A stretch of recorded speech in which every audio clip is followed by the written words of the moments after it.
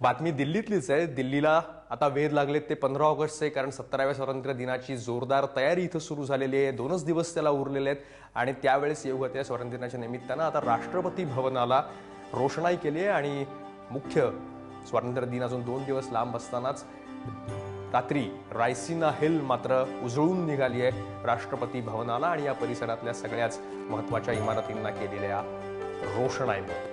दिल्लीमध्ये स्वातंत्र्य दिनाची जोरदार तयारी आहे. 17वा स्वातंत्र्य दिन आहे.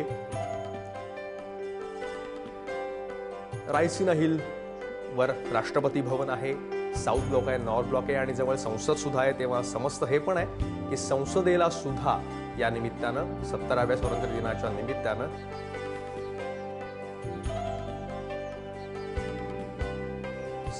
संसदेला सुद्धा रोषणाई केलेली आहे.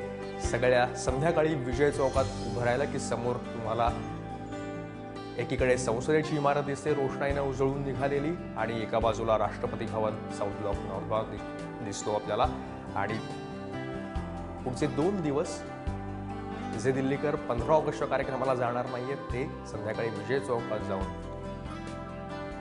ही रोषणाई पाहू शकतील.